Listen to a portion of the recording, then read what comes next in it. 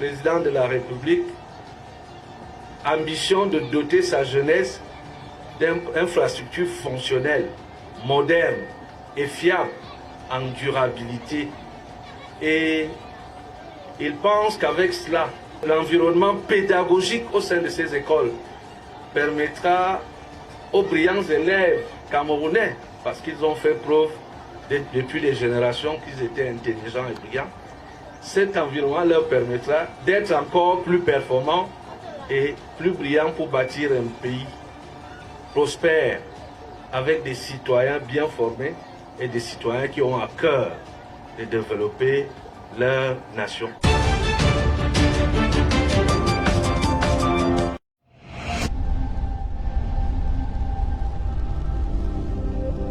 B-News One, le tam-tam du continent.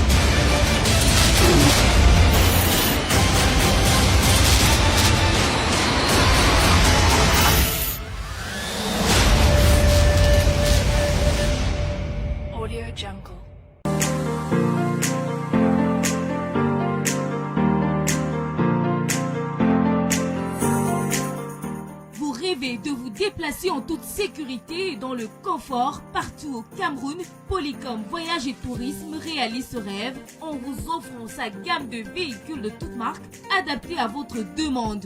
Berline, 4x4, bus, Yas. Équipés de GPS, des chauffeurs expérimentés, Polycom vous offre des prestations au meilleur rapport qualité-prix. Polycom Voyage et Tourisme est situé au quartier Vogada, face Mirador Hotel. Réservez dès maintenant votre véhicule au plus 237 222 229 790. Depuis 2012, nous avons fait de la vulgarisation des politiques publiques nationales une priorité. Institutions publiques, collectivités territoriales décentralisées, entreprises privées, partenaires au développement et des milliers de citoyens clients se donnent rendez-vous chaque année pour échanger sur des sujets d'importance majeure, portant notamment sur l'amélioration des conditions de vie des populations. Du 18 au 24 juillet 2021 à Yaoundé, la 10e édition du Salon de l'Action gouvernementale sera axée sur les enjeux de la stratégie nationale de développement 2020-2030 dans tous les secteurs. Au programme du SEGO 2021, expositions, conférences publiques et de nombreuses rencontres. Pour plus d'informations, contactez le cabinet événementiel Mon Communicateur au 677 88 63 22 ou sur www.sego.cm. Salon de l'action gouvernementale, la vitrine du Cameroun.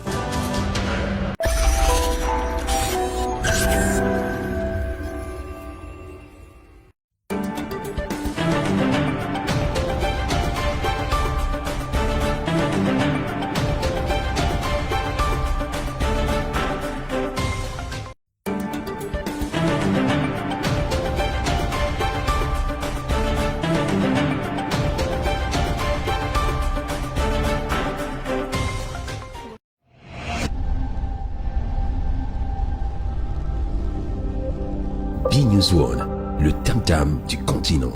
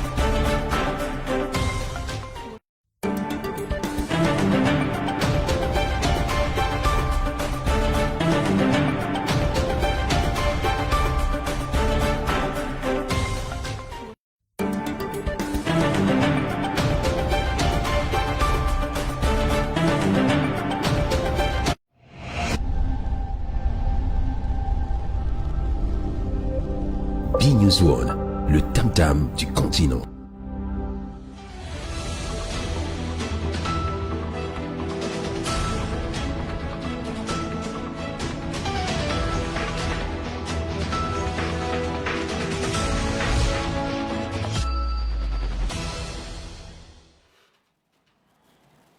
Mesdames, Messieurs, bonsoir et merci de nous retrouver sur Big News 1. C'est votre programme, le Obama Time qui démarre. Aujourd'hui, on parle du football et ce séisme qu'a connu depuis lundi dernier le football européen. Heureusement, tout est revenu dans l'ordre. La Super League, créée par les 12 plus grands clubs européens, menés par le président du Real de Madrid, Florentino Pérez, donc n'a pas pu voir le jour à cause notamment des menaces qui sont venues de l'UEFA et de la FIFA. On essaie de comprendre aujourd'hui et ce soir pourquoi la Super League, qui était calquée sur l'image de la Super League de basket ou de la NBA, n'a pas fonctionné. Quelles sont les raisons fondamentales qui peuvent expliquer aujourd'hui la mort programmée donc de la Super League, même si le président du Real de Madrid, qui était en principe le président de cette ligue-là, de cette Super League, annonce qu'il va revoir les fondations et voir comment est-ce qu'il peut revenir avec ce projet. Ils seront quatre avec nous sur le plateau, mesdames et messieurs. Nous sommes déjà avec notre ami Maximo Tiaba, qui est journaliste sportif connu. Il a longuement travaillé pour la chaîne bleue de Sam et il va peut-être nous rejoindre, on ne sait pas encore. Maxime, bonjour et merci d'être avec nous. Oui, merci. Bonsoir Ernest et bonsoir également à tous ces millions de téléspectateurs de Big News. Alors, comment se porte, du moins, est-ce que vous suivez le championnat camerounais au moins? Bien sûr. Bon, pas trop, mais un peu, quand on a un peu de temps. Je sais que vous êtes en même temps le chargé de la communication de Rigobertson. Je vois que ces derniers temps, il y a quand même de nombreux contrats qui sont arrivés. Il y a MTN, il y a OneXBet. Ça veut dire que vous faites un travail remarquable. Bon, chargé de communication, c'est un peu trop dire. Ouais. C'est trop dire. Non, Rigobertson, tout le monde le sait, c'est un grand frère. C'est la famille. Bon, il arrive peut-être de temps en temps que je lui donne peut-être un coup de main sur certaines affaires, mais à la base, ce n'est pas une affaire de patron et communicateur. Non, c'est un grand frère, c'est la famille. C'est une relation, voilà, purement familiale. Donc, j'entre chez lui, toutes ces pièces m'appartiennent. Chez moi, c'est pareil. Donc, c'est ainsi de suite. Donc, voilà. Merci d'être avec nous. On vous a appelé parce que vous êtes un expert, spécialiste des questions sportives. Vous êtes journaliste connu au Cameroun. Lui également, il est expert, spécialiste en droit international du sport. Bernard Basson, c'est un visage que vous connaissez déjà et il nous retrouve ce soir sur le plateau de Obama Time. Bonsoir, monsieur. Bonsoir, monsieur Obama. Bonsoir à tous ceux qui nous reçoivent. Merci de m'avoir invité. Comment vous allez? Je vais très bien, merci. Et l'actualité de la Super League, vous l'avez certainement suivi de près, puisque c'est un peu dans vos corps. Oui, de très très près d'ailleurs, parce que j'étais pratiquement sur place, puisque en ligne, j'avais des appels qui venaient de partout, étant donné que j'ai travaillé avec beaucoup de personnes qui étaient impliquées de manière assez intestine dans la situation. Donc, voilà. On aura les réactions de Philippe Doucet de Canal+, qui nous a envoyé sa réaction sur WhatsApp, qui donnait son avis. C'est vrai que la réaction a été envoyée hier, mais il donne son avis sur la question. On sera rejoint par Franck Ghislain Onguené et bien sûr Raphaël Abouem qui seront avec nous sur ce plateau. Chaque soir, on a un portrait d'un Camerounais qui compte dans notre pays et vous aurez droit ce soir, c'est pas encore le portrait de Rigobertson, vous l'aurez peut-être la semaine prochaine, on aura droit au portrait de Samuel Eto'o, mais avant le sommaire de l'émission, mesdames, messieurs. Mesdames, Messieurs, bonsoir. Au sommaire d'Obama Time ce soir, les regards rivés vers le football. Le projet de la Super League européenne explose au rythme des désistements. Elle s'effondre en un temps record. 6 clubs anglais dont Chelsea, Manchester City, Liverpool, Manchester United, Tottenham et Arsenal ont annoncé mardi qu'ils se retiraient du projet présenté avec 6 autres clubs européens.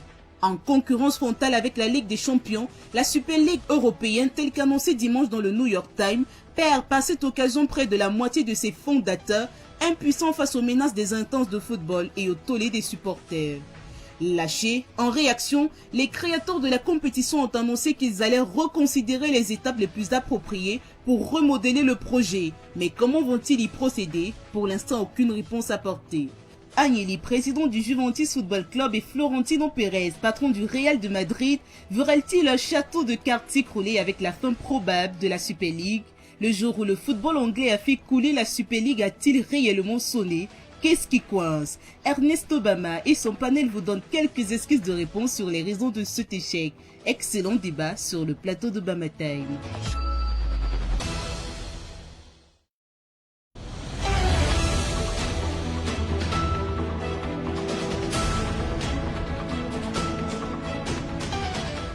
Nous sommes de tout cœur avec Franck Peck, Monsieur Sport de News 1, tout comme Elvis Essouma. Les deux sont en souffrance. C'est bizarre quand même, le service sport est à l'infirmerie. C'est terrible. Allez, on fera le point. On va, pour que permettre aux uns et aux autres qui nous écoutent ce soir, notamment on fait un clin d'œil à ceux qui nous suivent nombreux, qui sont nombreux à Douala et sur notre page Facebook. On va faire le point. C'est quoi la Super League? Qui a eu l'idée de créer ce projet et où est-ce qu'on en est à ce jour? Bon, voilà, la Super League, je veux dire, bon, de manière simple, hein, on va simplement dire que ce sont des sécessionnistes, voilà, qui sont dans un état et qui estiment qu'aujourd'hui ils sont assez riches, ils sont assez outillés, et ils ont assez de moyens, ils ont plus de pouvoir, et ils se disent, bon voilà, il est peut-être temps aujourd'hui de se séparer d'un certain nombre de personnes et aller créer notre paradis, notre jardin d'Éden, où on aura nos propres lois et décider de ce qu'on pourra faire. Donc je pense que c'est ça qui est un peu la Super League aujourd'hui, et on vous parle de 15 clubs, 12 d'abord en premier, qui sont déclarés donc en premier le Real de Madrid, qui est un club qu'on ne présente plus, le club le plus luxueux, le plus riche au monde, dirigé par Florentino Pérez. Et là, vous avez derrière les clubs comme la Juventus, Manchester United et City, et voilà, qui depuis 3 ans ont commencé à murmurer. Mais il faut quand même dire qu'au bout de 3 ans, quand même aujourd'hui, parce que depuis 2018, qu'on a commencé à évoquer le problème Super League, mais un peu derrière les murs, parce que personne n'a jamais pris ça au sérieux. Mais aujourd'hui, quand il arrive, le projet, voilà, il atterrit sans véritable fondement, d'où ce brouhaha que vous avez de par la planète aujourd'hui. Alors, on a 12 clubs. En principe, la Super League, elle devait fonctionner comment? Chaque année, il y a 12 clubs qui se présentent comme des clubs fondateurs et qui devaient inviter 5 clubs pour la Super League qui devait se jouer donc en Europe. On a principalement le Real de Madrid, le FC Barcelone, l'Inter de Milan, je veux dire Barcelone en Espagne, Barcelone, Real de Madrid, Atlético de Madrid. En Angleterre, vous avez Liverpool, Arsenal, Tottenham, Manchester City et Manchester United. En Italie, vous avez Chelsea également, Inter de Milan, Milan AC et Juventus de Turin, dont 12 clubs qui devaient prendre part à cette compétition Super League, comme je le disais, qui est calqué sur le modèle de la Super League de basket européen. Et en Super League, on sait par exemple qu'en France, qu'il n'y a qu'un seul club qui prend part à la Super League, c'est l'Asvel, je crois bien, je ne me trompe pas, le club de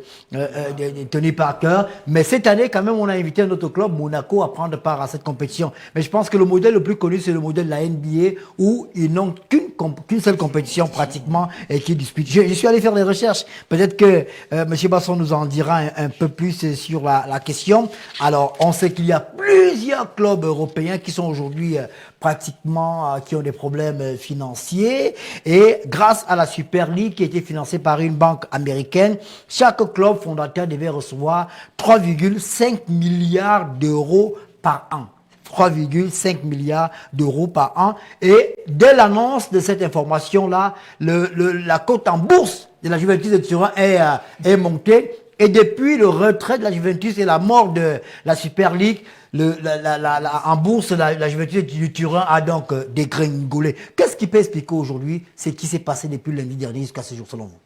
Monsieur Obama, je n'aurai peut-être pas la même verve et la même admonestation que mon frère Tchabak sur ces clubs qui ont décidé de coaliser pour penser la Super League. Pourquoi est-ce que je le dis? Parce que le principe économique, il est simple. Vous ne l'avez pas dit, c'est pas présenté dans mon synthé, mais c'est universitaire en droit et économie du sport. Donc, parallèlement, les deux champs d'action. Parce que là, on parle quand même beaucoup d'argent. Voilà.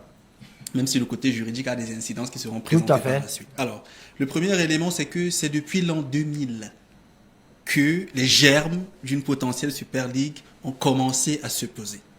En 2009, il y a eu une réaction de Florentino Pérez lorsqu'il revient à la tête du Real Madrid qui déjà pensait et proposait la Super League. Et souvenez-vous qu'à l'époque, Arsène Wenger avait dit « D'ici 10 ans, je vois qu'une Super League sera créée dans le football et je crains cela. » Donc le fait que cela arrive en 2021, pour nous, nous ne sommes pas surpris parce que nous avons clairement vu cela.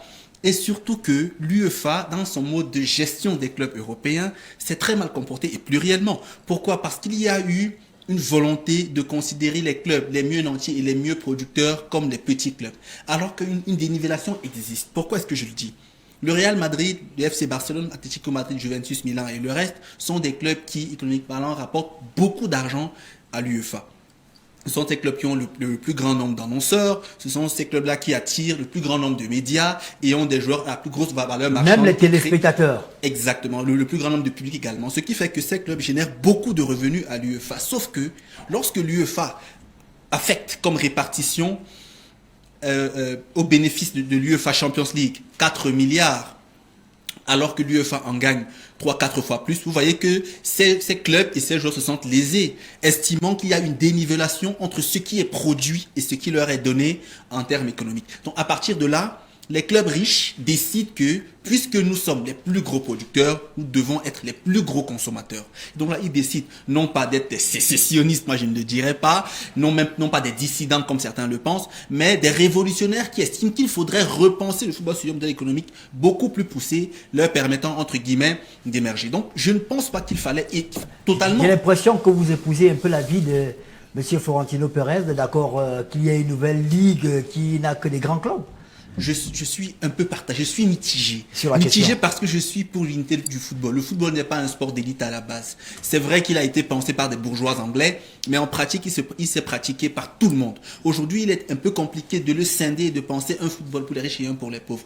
Et pour cela, uniquement, je pense qu'il faudrait inféoder les choses et avoir un football global. Mais je pense également que celui qui produit plus doit gagner plus. Vous avez d'ailleurs vu que l'UEFA a fait passer le pactole de 4 à 7 milliards d'euros justement parce que l'UEFA a compris le problème de ces gros clubs-là. Donc l'UEFA a les appelés la réforme, la réforme du moins de la Ligue des Champions qui démarrera en 2024. Oui, c'est vrai que cela est incident, c'est-à-dire la réforme apportée, l'augmentation de la fourchette, ainsi de suite. Donc personnellement, je suis pas totalement contre l'idée de la Super League, même si je peux être choqué parce que la nature du football se retrouve touchée. Et il faut bien le préciser, ce n'est pas la pression de l'UEFA ou de la FIFA qui a poussé ces clubs à désister. C'est plutôt la puissance des supporters. Parce que tout à l'heure, je vais le démontrer séquence par séquence. Les menaces de l'UEFA et de la FIFA sur ces clubs-là, juridiquement, n'étaient que du couteau dans de l'eau. D'accord, ça c'est votre avis. On a été rejoint par Franck Ghislain Onguéné. Il est connu, Franck Ghislain Onguéné. Il est diplômé de l'ESTIC, diplômé de l'IRIC. Il a passé 1 an au Caire, au siège de la Confédération africaine de football. Il enseigne le marketing et la communication à l'École supérieure des sciences et techniques de l'information et de la communication, surtout ceux qui font la spécialisation en marketing de sport. Il est également enseignant à l'Institut supérieur Manque. Enfin, je me demande bien comment il fait pour du moins satisfaire tout le monde. Bonsoir et merci d'être avec nous. Salut Agnès. C'est Tim quoi? Team presse, team manager? Non, directeur marketing. Directeur marketing du Canon Sportif de Yaoundé qui a été battu aujourd'hui, c'est bien ça? Non, le Canon a gagné 3-1 et passe donc en tête de la poule B du championnat. Voilà. Merci d'être avec nous ce soir. On fait le point, on sait pratiquement tous les clubs se sont retirés, si je me trompe peut-être, c'est fini. Sauf les Espagnols. Ben oui, bon, Barcelone s'est retiré. Barcelone s'est également retiré. Qu'est-ce qui, selon vous, qui est à l'origine de la création de la Super League? Alors déjà, je vais aller dans la même lancée que Bernard tout à l'heure, simplement expliquer avec des termes terre à terre. C'est dire que il y a une manne qui est reversée chaque saison à l'UEFA en termes de droits télé, qui est destiné donc aux clubs qui doivent justement prendre part aux compétitions européennes. Et vous devez comprendre une chose, si des gens reversent des droits télé, c'est parce que les clubs ont une capacité de mobilisation, c'est-à-dire ont des superstars. On a vu la Juventus avec Cristiano Ronaldo, le Barça avec Messi et tout ce qui va avec.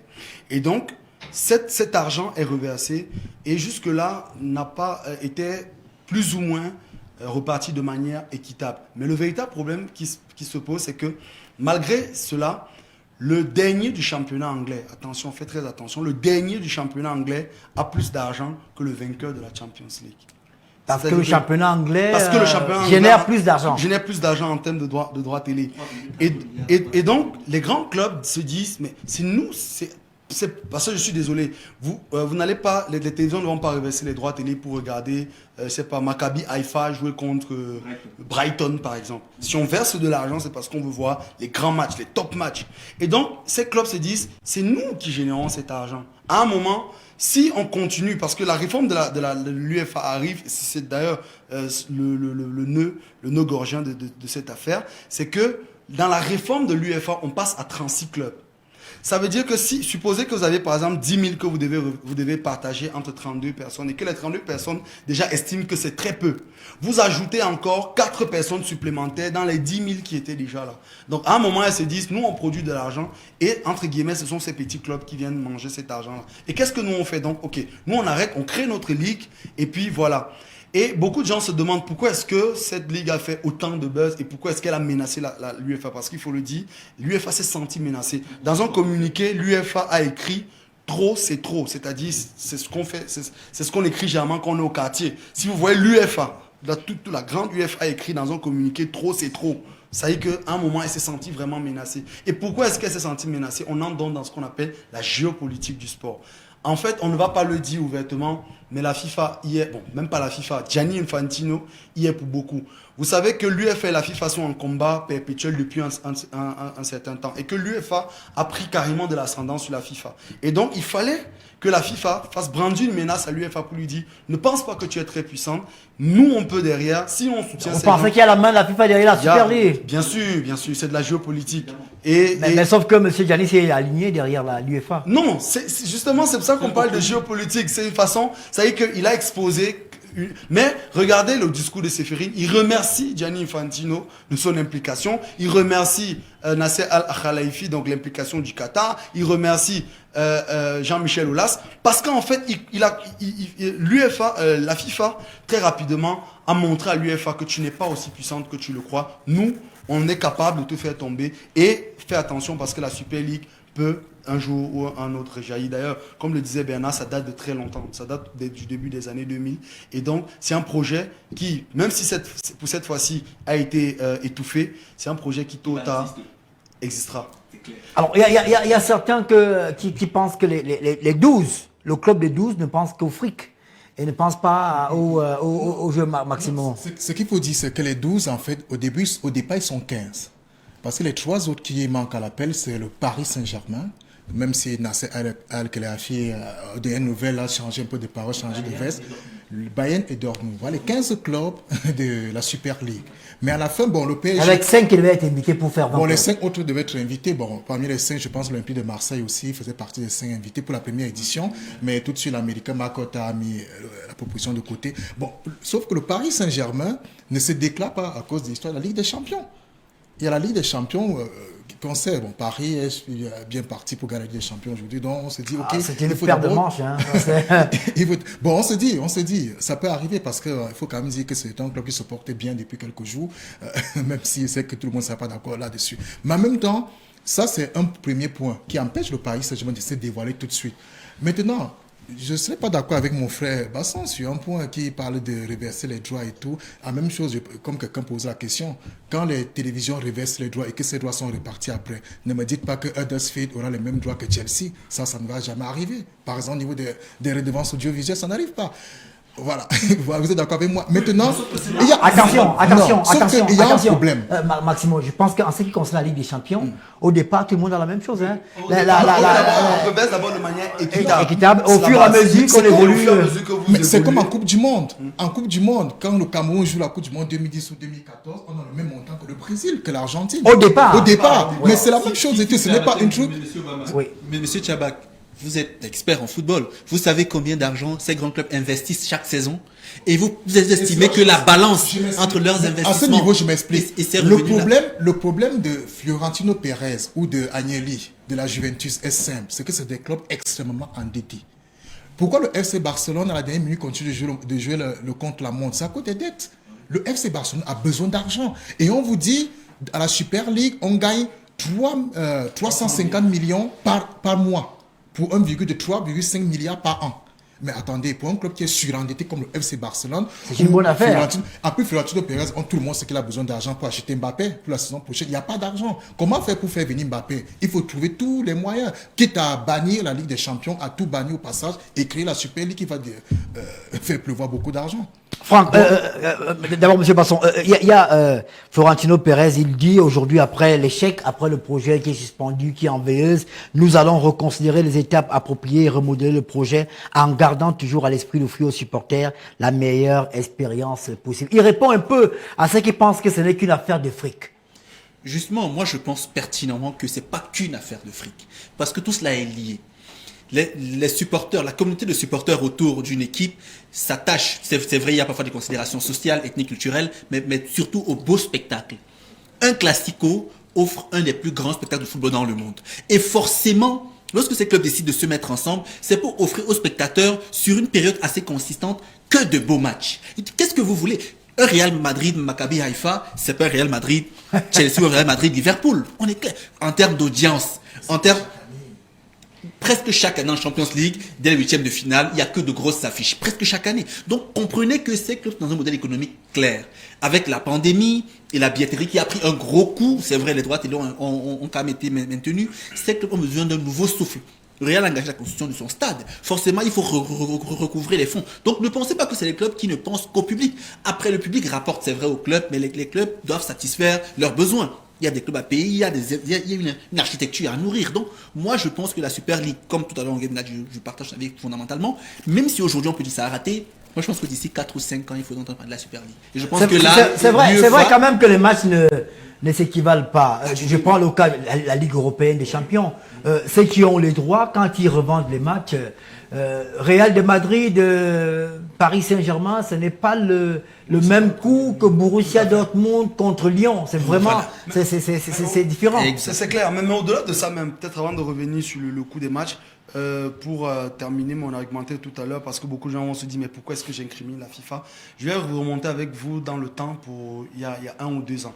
La dernière fois que le mot Super League a été utilisé, c'était en Afrique et c'était par qui? Gianni Infantino.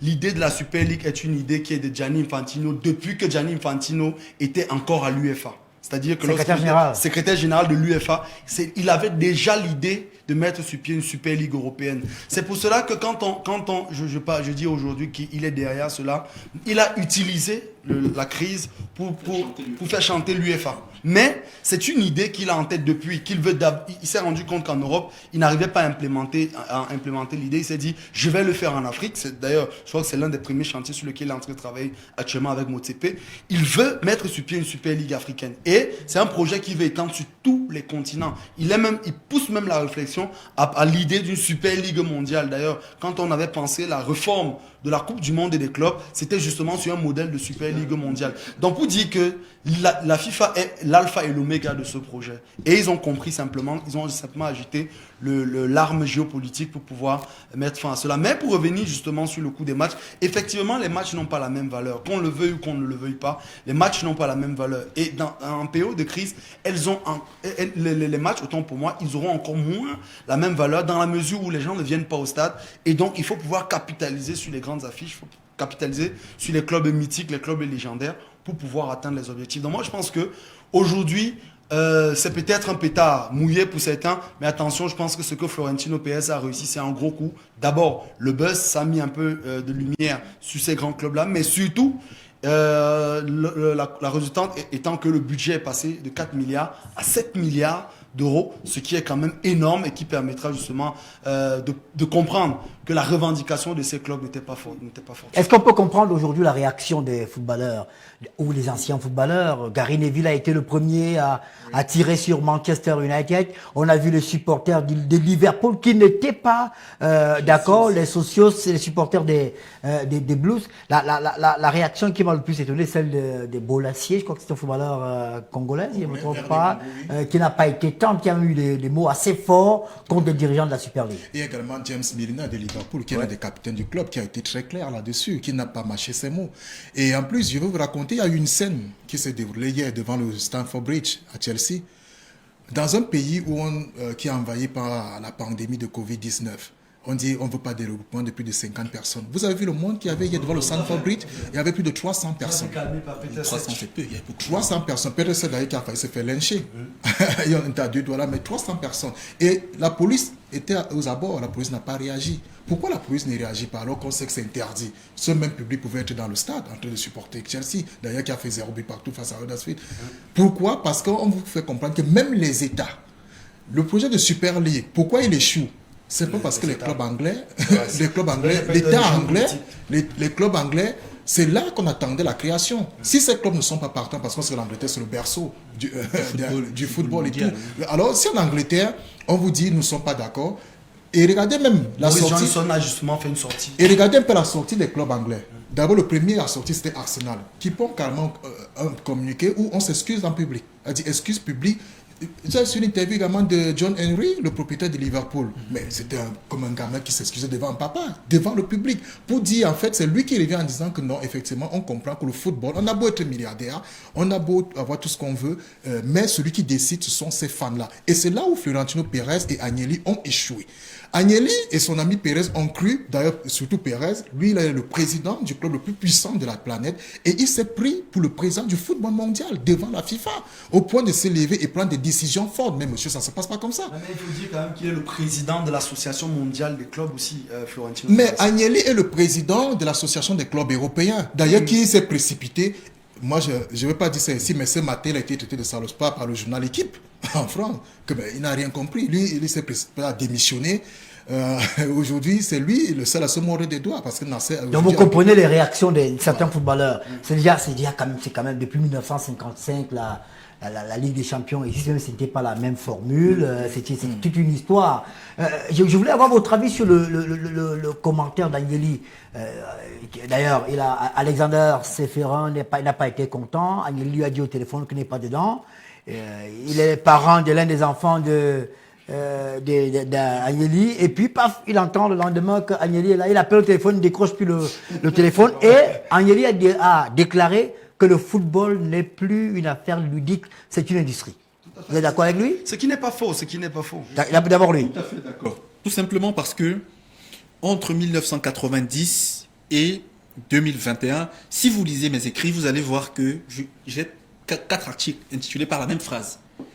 Le sport est considéré par la pléiade de personnes qui peuvent son écosystème comme un triple phénomène juridique, économique et social.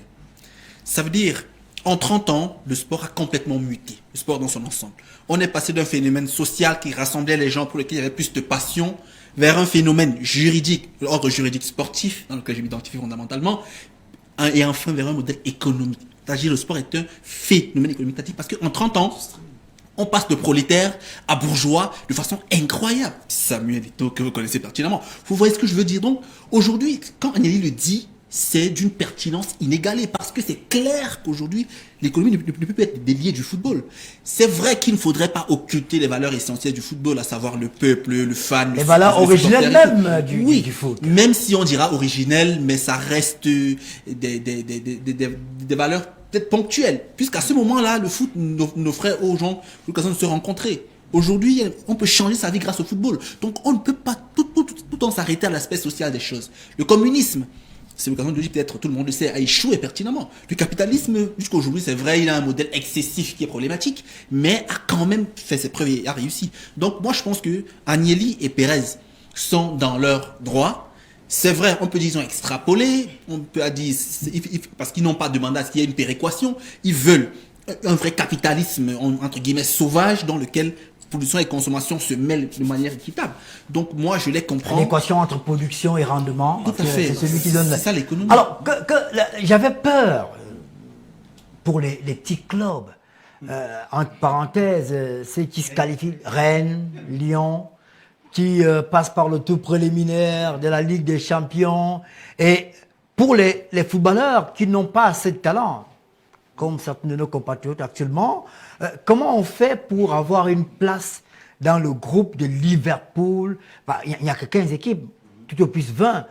Et ces joueurs qu'on découvre en regardant un match de Shakhtar Donetsk contre Real de Madrid, en regardant un match de Partizan Belgrade ou un match de, je sais pas trop, voilà. Donc, il y a également cette capacité, cette possibilité que la Ligue des Champions offre à certains joueurs d'avoir un peu de place au soleil. En fait, c'est que les grands clubs, la dynamique dans laquelle les grands clubs sont, ce n'est pas de détruire la Ligue des Champions en elle-même, c'est de se dire, nous, on a un modèle économique qui est clair. Nous, on perçoit le football comme une industrie. Nous, on a notre ligue. Après, vous pouvez créer les ligues pour les petits capuchons de Jomo Couette et tout. Mais nous, on a notre ligue. C'est comme ça que c'est la perception qu'ils avaient. Et pour renchérir sur ce que disait tout à l'heure Agnelli, ce qu'Agnelli dit, on peut prouver ça aujourd'hui de manière chiffrée.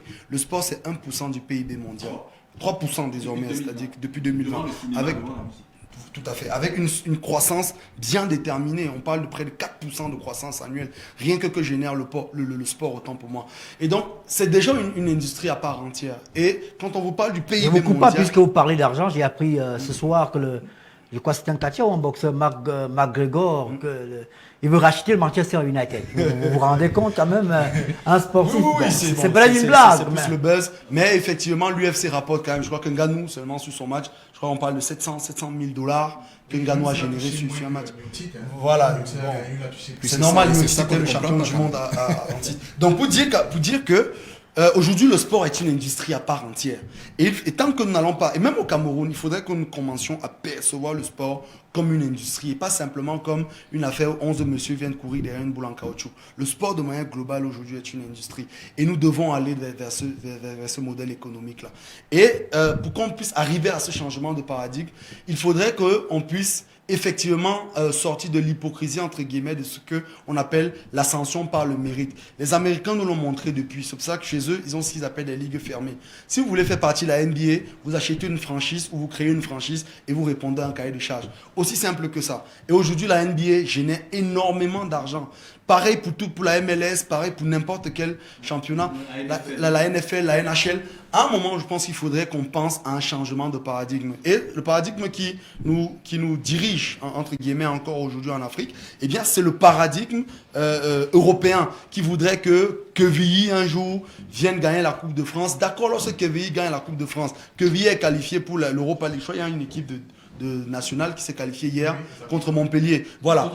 Contre Toulouse. Mais sauf que quel est le problème auquel sont confrontés ces petits pays, ces petites équipes-là? Lorsqu'elles arrivent en Champions League ou en Europa League, elles n'ont pas de stade, elles ne peuvent pas répondre au cahier de charges pour se déplacer. Ça a un coût. Leur budget est tellement inférieur que généralement, dès le début, elles déclarent forfait. Or, si on va sur un modèle réaliste, c'est ce que moi j'appelle le réalisme sportif, où on se dit, aujourd'hui, le sport est une industrie. Si on investit de l'argent, c'est parce qu'on veut en gagner également de l'argent. Ce n'est pas de la charité, ce n'est pas du mécénat. Pardon, mais le football est déjà une industrie partout en Europe. Le problème de Fiorentina, je veux peut-être me répéter, c'est cette dette. Ça fait 2 ans que la Covid menace l'Europe et le Real Madrid a perdu 400 millions d'euros. On est toujours dans l'économie, c'est de ça qu'il s'agit. 400. Mais maintenant, comment compenser? Puisqu'il faut garder le standard. Donc c'est comme une bouée de sauvetage. Voilà, il faut garder le standard. Il faut garder le standard de Galactique. Or, c'est là où le Real de Madrid pêche un peu parce qu'on n'est pas toujours obligé chaque année de conserver le standard galactique. On peut du modèle économique du club. C'est de ça qu'il s'agit. Sauf que vous êtes endetté. Comment compenser les 400 millions de pertes? Et en plus, la banque à ces ça clubs. c'est seulement sur la période Covid. Okay. Sans compter maintenant les dettes antérieures. D'accord, on va peut-être avant d'accueillir Raphaël qui est déjà là, il va prendre la parole juste après. On a supplié, on a demandé à notre ami Philippe Doucet de nous donner un avis sur la question. Avant de l'écouter, Raphaël, bonsoir, merci d'être avec nous. Bonsoir Ernest, bonsoir à tous les panélistes. Pas facile de rejoindre les Yaoundé. Oui, très compliqué. Tomber sur un bouchon, mais ça va. Un mot déjà sur la Ligue, Super League, la création et l'accouchement difficile, malheureusement. Il y a eu comme une sorte de interruption volontaire, IVG, volontaire de grossesse. À mon avis, je pense que si vous avez déjà calé les éléments de vie... On écoute d'abord Philippe Doucet. Allez, on écoute Philippe Doucet de Canal+. Eh ben, ma réaction, ça a été évidemment d'être choqué par l'annonce des 12 grands clubs européens de vouloir se séparer, de vouloir faire la guerre à l'UEFA, de créer une Super League et donc de sortir complètement du circuit. Pas surpris parce que c'est quelque chose qui se trame depuis 10, 15, 20 ans, donc qui dépassent à la limite les dirigeants actuels de ces clubs, les Agnelli, Florentino Pérez, etc., qui sont les héritiers d'autres qui ont pensé à ça depuis bien longtemps, sur le thème « Nous sommes les grands clubs qui amenons les téléspectateurs, qui amenons donc les droits télé, qui amenons toute la passion qu'il y a autour du foot ». Alors même si c'est de plus en plus vrai parce qu'il y a une sorte à la fois de mondialisation et puis de fixation, la société fonctionne comme ça aujourd'hui, de fixation sur les élites, sur les plus grands. Donc aujourd'hui, vous le voyez au Cameroun comme ailleurs, les enfants n'ont plus le maillot du Tonnerre ou du Canon.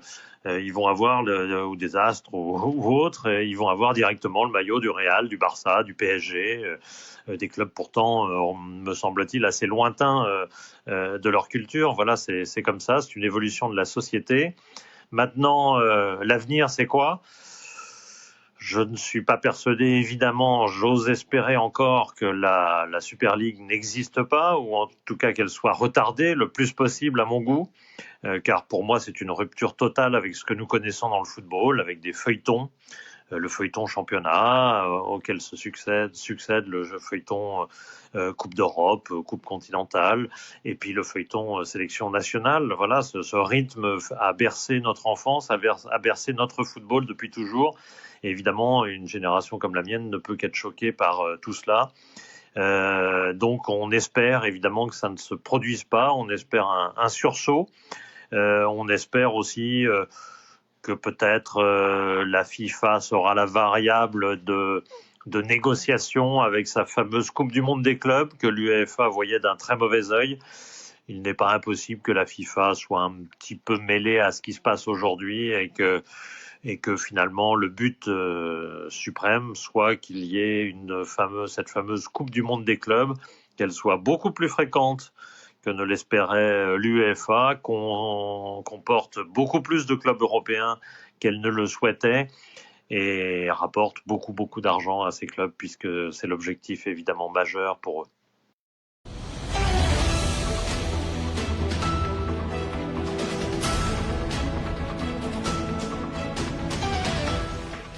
Alors, j'ai oublié de rappeler que Raphaël est analyste des sports. Il a travaillé pour le club français Saint-Étienne.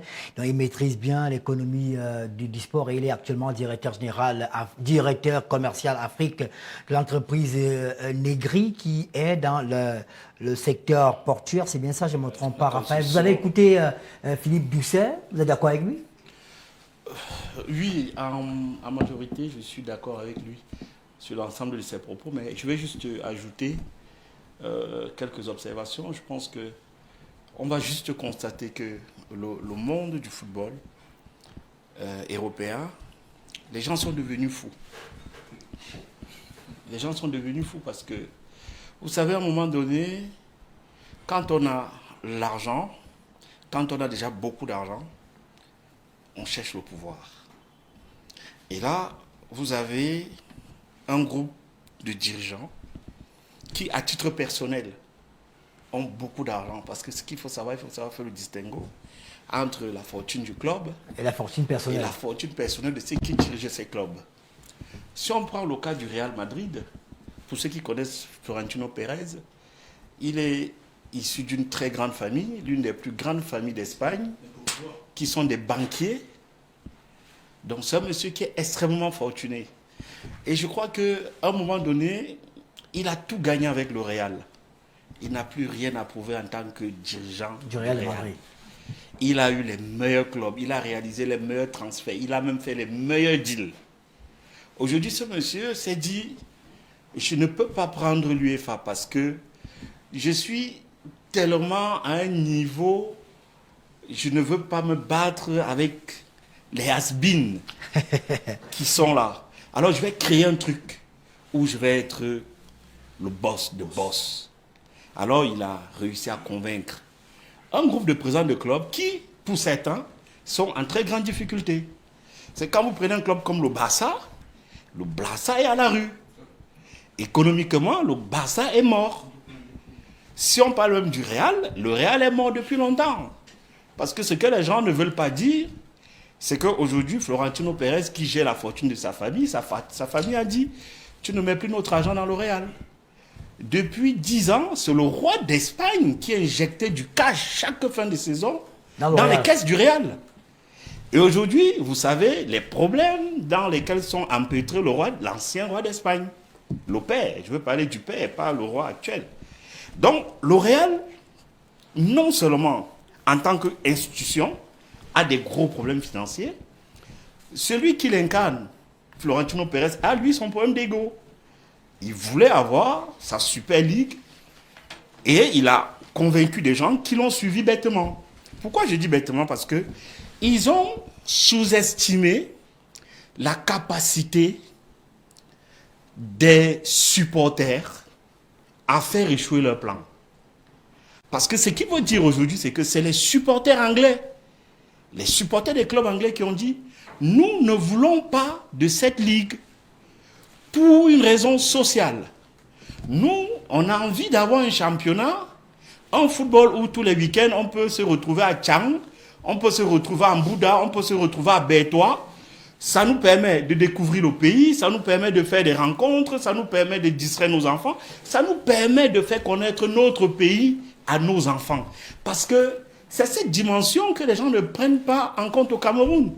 Sur un certain plateau, je disais, pour faire un parallèle avec le Cameroun, je disais, c'est anormal qu'un pays comme le Cameroun, on a un championnat de Ligue 1 et on n'a pas organisé le système de sorte que toutes les régions du Cameroun soient représentées. Dans ce championnat-là. Dans ce championnat-là. Parce que actuellement, il y a des régions au Cameroun qui n'ont pas de clubs en Ligue 1. L'Est n'a pas de club en Ligue 1. Saint-Bertrand, c'est en Ligue 2, non? Oui, Ligue 2. Ligue 2.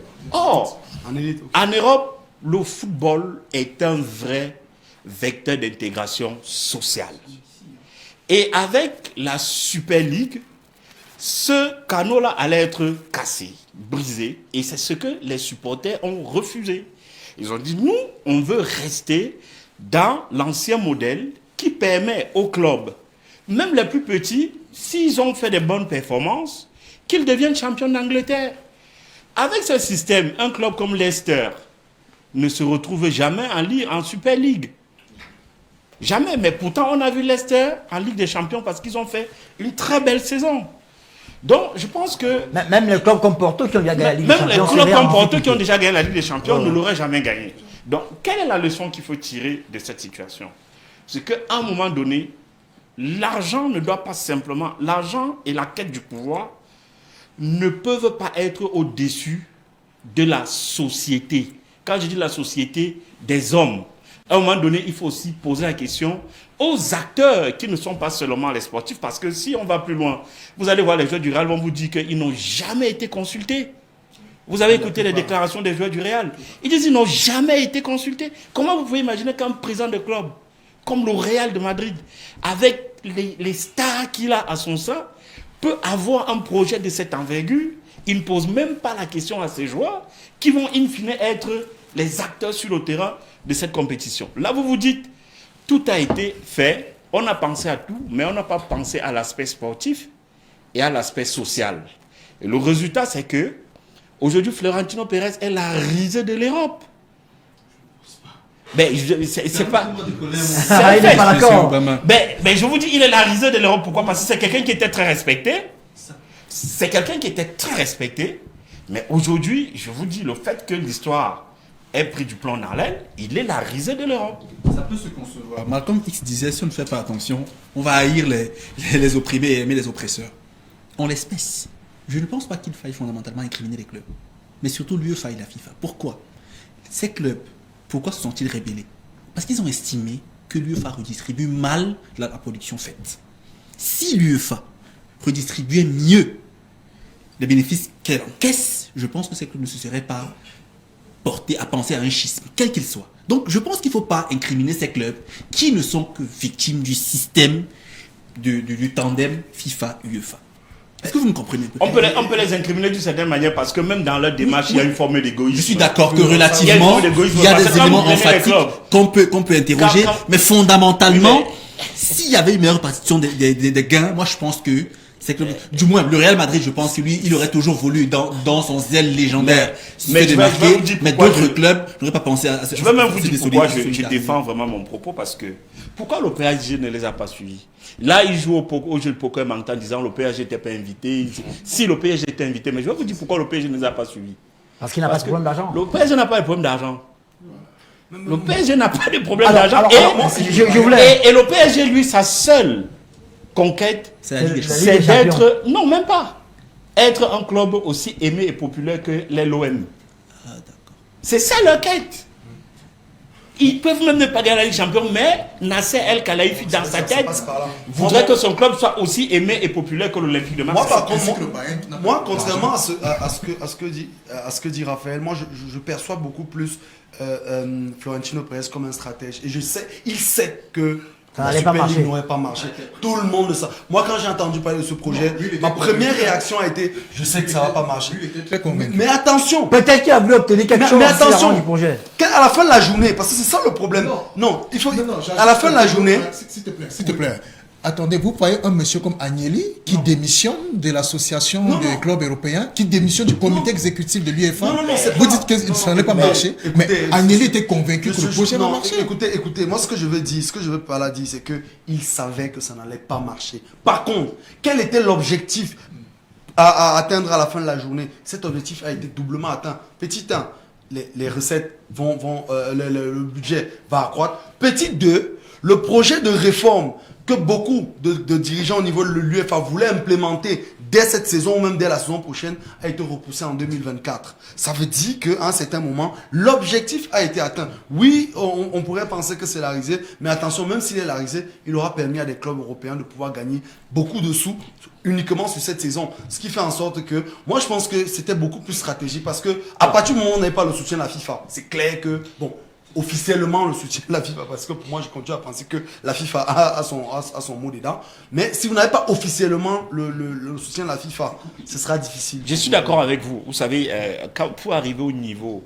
où est M. Florentino Pérez, c'est que le premier fondement de son fonctionnement, quand il fait face à une situation, il pense à la stratégie.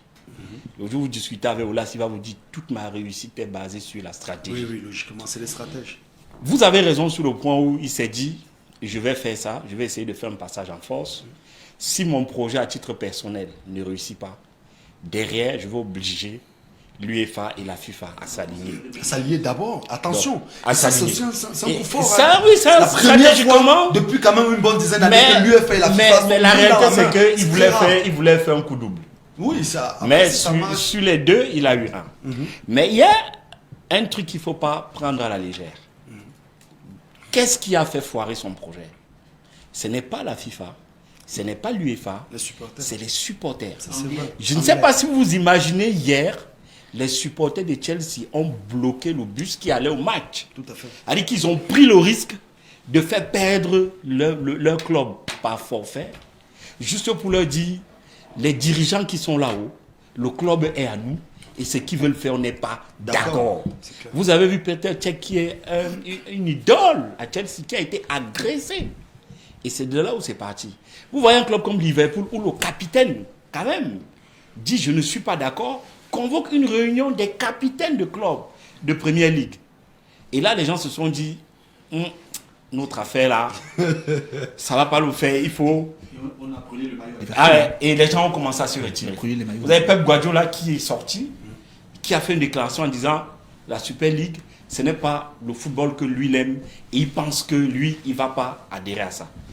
Et c'est là où nous devons nous poser la question de savoir, est-ce que dans notre pays, la société est éduquée au point de pouvoir défendre ses intérêts de façon objective? Parce que la réaction des supporters de Chelsea a quand même amené le Premier ministre à réagir. Même en France, il y a quand même une réaction de M. Macron. Je ne sais pas si vous voyez Emmanuel Macron. Je ne sais pas si vous voyez un peu comment le bas peuple peut amener les hauts dirigeants d'un pays à sortir du bois et prendre une décision. Monsieur, vous ne voyez pas ça comme ça. Bon, peut-être parce que vous n'êtes pas fondamentalement juriste. Au Cameroun, la loi de 2018, par contre, prévoit que le sport rentre dans le service public. Donc le sport fait partie des éléments fondamentaux de l'État. Et même, nous sommes héritiens, lui et moi, le sport est un facteur diplomatique aujourd'hui de premier ordre. D'accord. Ça, c'est un débat. Mais vous savez, sur un autre plateau télé, j'ai dit, je vais revenir là-dessus, je vais dire, les autorités ont toujours utilisé le sport, si on parle du Cameroun, géopolitique, comme le meilleur ambassadeur de ce pays. Et le sport l'a été. Okay. Et on va dire aujourd'hui, le président de la République, avec les infrastructures qu'il a données, on va dire qu'il est reconnaissant de tout le bien que le sport a fait à l'État du Cameroun. Mais je pense qu'il faut aller plus loin que ça. Quand il y a des problèmes, regardez le cas de la FECAFOOT. Regardez le cas de la FECAFOOT. Et il y a quoi le problème là-bas? Moi j'ai dit, regardez ce qui s'est passé.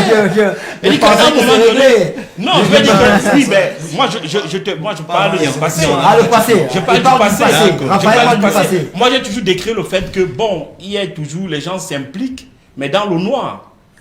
Les gens se sont toujours impliqués dans le noir jusqu'au sommet. Ils n'ont jamais pris. Là, vous avez le premier ministre anglais qui est sorti, il a dit, bon, écoutez, nous, le peuple dit qu'ils ne veulent pas de cette Super League. Nous, on va tout faire en tant qu'État britannique. On va tout faire pour que ce truc n'existe jamais. D'accord, je voulais qu'on avance. Et là, vous voyez à quel point le peuple n'écoutait pas ses dirigeants. C'est compris. Je voulais qu'on avance. Est-ce qu'il y aura une suite pour certains? Parce que, voyez-vous, il y a les demi-finales de la Ligue des Champions qui arrivent. Il y a 3 clubs sur les 4 qui étaient alignés sur la Super League. Il y a Manchester City, le Real de Madrid et Chelsea. Seul le PSG a fait le 2 rangs et n'est pas allé. Est-ce que cela peut avoir une incidence, d'abord, maximum, sur la suite de la compétition? Est-ce qu'on peut se dire qu'on peut favoriser le Paris Saint-Germain? Quelles seront aujourd'hui les relations entre Monsieur Pérez et Monsieur Séferin? Ça va changer? Non. Au niveau des joueurs, moi je pense pas qu'il y ait de soucis à ce niveau. Sur l'ère de jeu? L'ère de jeu, il n'y a pas de souci parce que déjà, comme M. Abon le disait, c'est une affaire qui s'est passée sans la vie des joueurs. Donc les joueurs ont aussi découvert la presse sur les réseaux sociaux que, ok, il y a une Super League qui se prépare sans leur consentement. En plus, avec les déclarations, il y a également un point qu'on a oublié où Pérez qui déclare, voilà, on crée la Super League, mais on reste dans la Ligue des Champions. On va également jouer, c'est pas la Coupe du Monde, c'est pas nécessaire de nous écarter partout. Et on se dit, mais attendez un peu, quand vous oubliez le footballeur qui est le principal concerné, j'ai pris le cas par exemple de Sadio Mané, qui est un élément clé de Liverpool. Et vous imaginez Sadio Mané qui va jouer le championnat anglais. Il va jouer le championnat samedi ou dimanche. Il doit jouer la Ligue des Champions mercredi ou mardi. Il doit jouer la Super League jeudi. Il doit aller jouer avec les Lions de la Teranga au Sénégal. Le même joueur. Il doit revenir à Liverpool. Je pense qu'à ce niveau... La Super League, en termes de compétitivité, ça vous demande d'être au top toutes les journées. Parce que vous devez comprendre aussi que l'avantage de jouer avec des petits clubs, c'est qu'à un moment, vous pouvez parfois... Vous pas être au top. Vous lâcher. Vous comprenez donc que... peut-être pour chuter, vous comprenez donc que ce qui va se passer dès les demi-finales soulage plutôt tout le monde. C'est-à-dire les joueurs se disent, ok, on revient à la normale. Ne nous cachons pas les choses. Rien ne va changer? Non. Cette affaire va avoir des conséquences terribles. Je vais vous dire pourquoi. Pour qui? Pour quel club? Je vais vous prendre pour tous ceux qui sont... Pour les 12 qui s'y sont allés. Le président de l'UEFA est quelqu'un qui est particulièrement rancunier. Tous. Je vous prends un exemple. Il avait des relations personnel, familial avec Agnelli. Il est même le parent de sa fille. Il est venu dire des conversations privées à la télévision. Il dit ce qu'on n'entend jamais. Un haut dirigeant traite un autre de menteur. Il dit ce monsieur c'est un menteur. Je l'ai appelé à plusieurs reprises. Il m'a dit ce projet, c'est du vent. C'est pas vrai. Je ne suis pas mêlé. Alors quand un monsieur comme le président de l'UEFA vient dire des choses comme ça à la télévision, c'est qu'à titre personnel, il est blessé, il se sent humilié, trahi. Il se sent trahi. Et vous savez comment vous êtes introduit au Bama, vous savez comment ça se passe. On voit les arbitres pourris des matchs. Ce n'est pas un truc inventé. Et vous allez voir des matchs pourrir. Alors, si le PSG gagne, il ne faut pas qu'on pense que c'est écoutez, vous savez, les conséquences de la Super League. Je vais vous dire une chose. La dernière Coupe du Monde féminine en France, le Cameroun a été volé lamentablement à Mondiovision. face à l'Angleterre, quand on a posé la question à certaines personnes, ils ont dit, vous savez, le Cameroun, elles sont bien gentilles les filles, mais le Cameroun ne va pas remplir le stade. En demi. Les Anglais viendront remplir le stade. Il y aura plus d'annonceurs. Ils vont consommer des bières à gogo, tout Paris sera plein. Il y a une réalité qui est là, M. Obama. C'est qu'à un moment donné, si les gens veulent votre peau, ils utilisent les arbitres. C'est vieux comme le monde, mais c'est la réalité.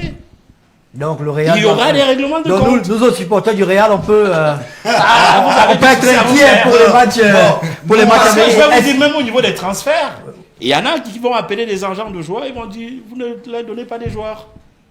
Alors ça sera compliqué. Est-ce qu'on peut dire aujourd'hui que les menaces d'Alexander Seferin ont produit un effet? Parce qu'il a dit tout ce que je l'ai vu, il était vraiment pas très du tout content. Hein. Tous qui vont jouer la Super League ne seront pas acceptés à l'Euro, ne joueront pas la Coupe du Monde. Vous imaginez un peu une Coupe du Monde de foot sans Cristiano Ronaldo, sans Messi, sans tous ces joueurs-là qui sont dans ces clubs-là? En fait, Séphérine, ce que Séphérine montrait à travers ça, c'est simplement son impuissance. Vous savez, il y a une chose que les gens ne savent pas à la maison, les clubs ne sont pas membres de l'UEFA. Non. Ceux qui sont membres de l'UEFA, ce sont les associations membres. C'est-à-dire qu'ils n'auraient pas se communiquer, par exemple, que l'UEFA a publié où ils ont dit trop, c'est trop. Ils n'auraient pas pu se communiquer, n'auraient eu aucun effet si jamais les associations membres, c'est-à-dire la fédération anglaise, la fédération espagnole et la fédération italienne, ne s'étaient pas impliquées avec leur ligue professionnelle. C'est pour dire quoi? Pour dire que à un moment, Séphérine s'est senti vraiment menacé. C'est la raison pour laquelle je dis il faut voir de très près le rôle joué par Gianni Infantino dans cette affaire. Parce que Séphérine, c'est vraiment, on voit qu'il s'est senti vraiment touché au plus profond de lui. Et comme je le disais, ces clubs sont tellement puissants, et à la suite de ce que disait tout à l'heure Raphaël, ces clubs sont tellement puissants qu'à un moment, économiquement, ils ont la latitude de pouvoir avoir une certaine marge de manœuvre. Mais effectivement, nous disons-nous quand même que ça ne va pas rester sans conséquences. Monsieur Baba, l'histoire est tellement compliquée que les présidents je voulais vous poser une question. Ce sont les menaces ou les socios qui ont amené les clubs à faire marche arrière? Les deux. Je vais vous dire pourquoi. Les présidents de ligue. Je vais vous dire pourquoi les présidents de ligue. L'augmentation du budget de l'UEFA. Les présidents de ligue ont soutenu. Les présidents de ligue ont soutenu le président de l'UEFA. Je vais vous dire pourquoi. Je prends par exemple le cas de l'Espagne et de la France. Ils ne soutenaient pas le projet. Pour une raison simple. Dans un pays comme la France, il y a combien d'équipes? Et combien d'équipes étaient invitées à la Super League? Une et peut-être deux. Deux. Paris et Marseille. Trois. En Espagne, il y avait le Real, le Barça et l'Atlético. Mais les autres clubs, ils font quoi? Ils ont dit à Tebas, tu les soutiens, prochaine élection, t'es viré. On te vire. Donc du coup, le mec, il a dit, non, il faut qu'on soit solidaire. Il y a la crise pour tout le monde. On va se serrer les coudes pour en sortir. Vous n'allez pas créer votre truc à côté. Donc, les présidents des ligues, ils étaient derrière le président de l'UEFA parce qu'eux-mêmes, s'ils avaient adhéré au projet, la prochaine élection, ils étaient virés parce que les clubs qui allaient à la Super League ne faisaient pas les majorités dans leur pays. Ils ont pris juste une poignée de clubs comme ça. On va faire le truc. Vous savez, c'est bon. Ça nous démontre que l'argent et le pouvoir sont capables de rendre les gens fous. Permettez-moi de prendre la parole sur le sujet parce que je me sens tout de suite et fondamentalement concerné. Parce que je suis juriste sportif. Allez-y. L'organisation du sport mondial est pyramidale. Tout en bas, les millions de clubs. Un peu au-dessus, les centaines de fédérations.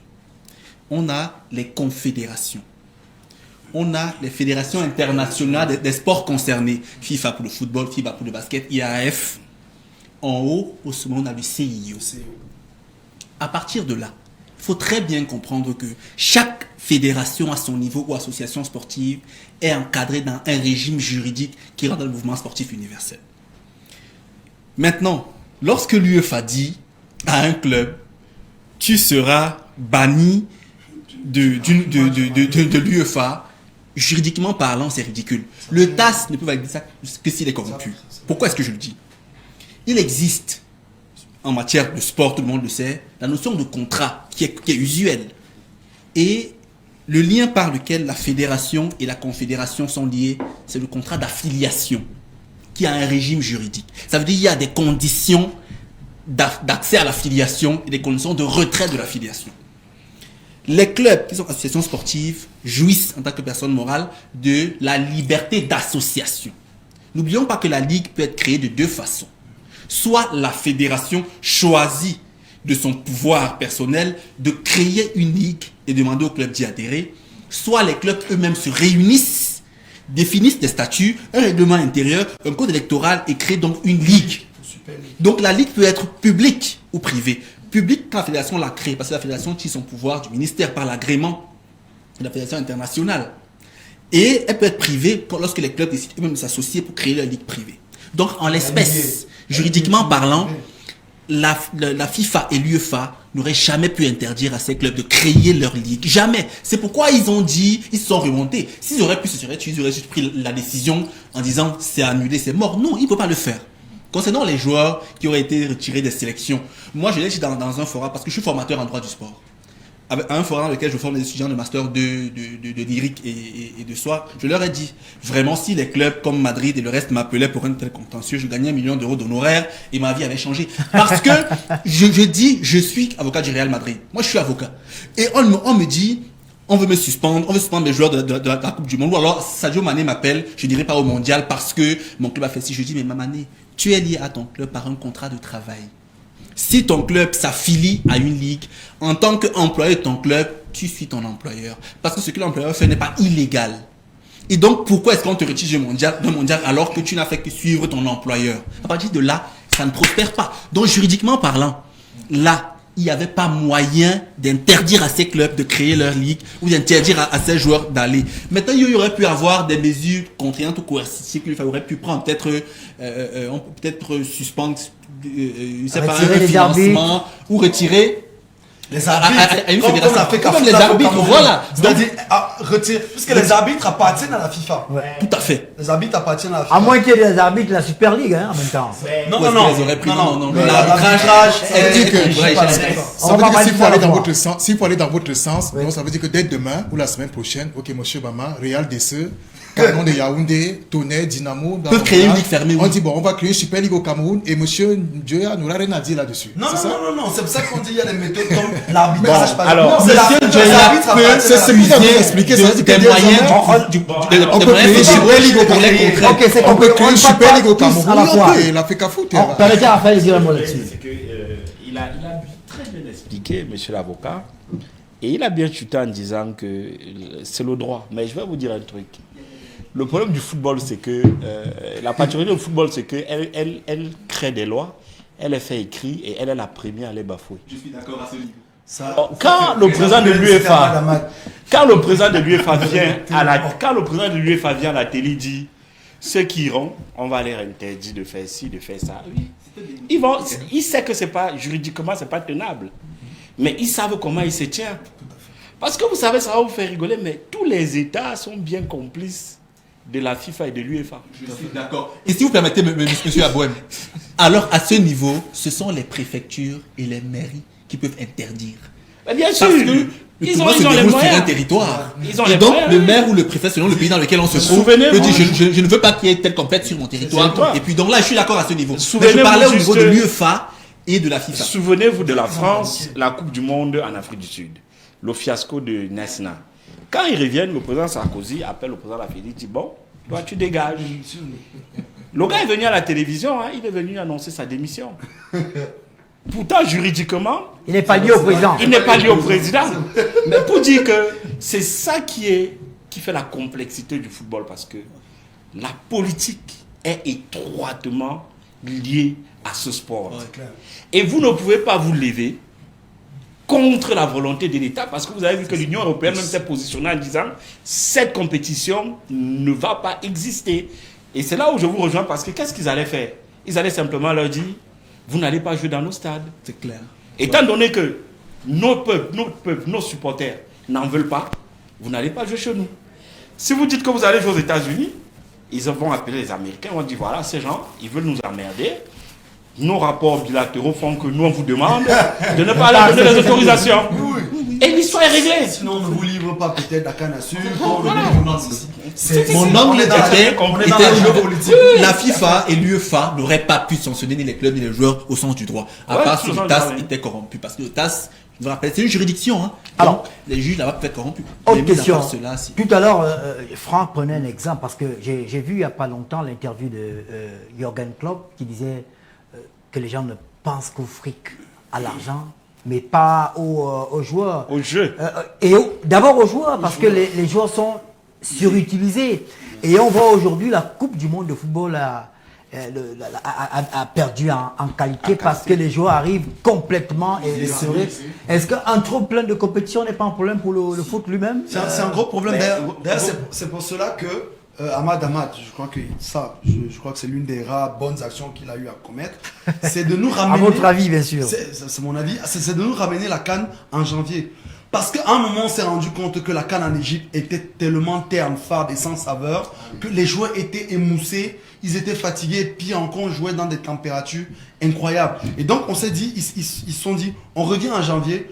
Oui, il y a certains joueurs qui lorsqu'ils ne sont pas compétitifs, vont perdre peut-être des places dans leur club où ils évoluent. Mais on a la chance d'avoir un beau spectacle. C'est l'une des raisons pour lesquelles la CAN est rapidement passée 3e compétition de football dans le monde après la Coupe du Monde et l'Euro. Parce que justement, on avait cette capacité-là d'avoir des joueurs au top de leur forme lorsqu'ils participaient. Et donc moi je me dis, effectivement, le trop plein de compétition, et d'ailleurs je pense que Gianni Infantino, ce qu'il ne nous dit pas, c'est qu'effectivement il nous réserve une super ligue qui va appeler Coupe du Monde des clubs. Et ça, voilà encore une autre compétition qui va davantage essorer les joueurs. Parce que c'est une compétition qui va se jouer généralement au même moment que soit la Copa América, soit la Coupe du Monde, soit les Jeux Olympiques. Et donc, si ce soit l'Euro, ça rend encore les choses très compliquées. Et moi, je me dis effectivement, il faudrait qu'on réfléchisse à comment est-ce qu'on puisse atténuer cette surutilisation des athlètes. Raphaël? Moi, je voulais dire que je connais au moins 4 joueurs de Première Ligue qui... aujourd'hui sont au bord de la rupture. Ouais. Physiquement. Les mecs qui te disent à la fin de la saison, on est rincé. Oui, moi, je connais un qui me disait, quand il rentre chez lui le soir, il est pris de tremblement des jambes. Parce qu'on leur donne même les cachets. Parfois, les mecs, ils ne savent pas trop ce qu'on leur donne. Il y a des choses même dans le football qu'on ne veut pas parler. On ne dit pas. Mais Tony Kroos, il a dit la semaine dernière que nous sommes, je cite, les marionnettes de l'UEFA. On se soucie peu de nous, mais plus du fric, il a dit. Les gars sont fatigués à la fin de la saison, ils n'en peuvent plus. On se retrouve en vacances avec des gars qui ne profitent même pas des vacances parce que physiquement ils sont rincés. Mais parfois même psychologiquement. Et eux, à chaque fois qu'on leur dit on va créer une compétition supplémentaire, pour ceux qui sont dans les grands clubs, mais c'est un cauchemar. Parce que les mecs disent mais on va trouver le temps de récupération où pour faire face à cette compétition qu'ils veulent créer, c'est très compliqué. On ne peut pas simplement penser à l'argent, oublier la santé physique de l'être humain. Ce n'est pas des machines, ces mecs qui jouent au football. Mais bizarrement, quand Mbappé s'emploie en France, on estime qu'il se prend la tête parce qu'il devient la star, le génie français.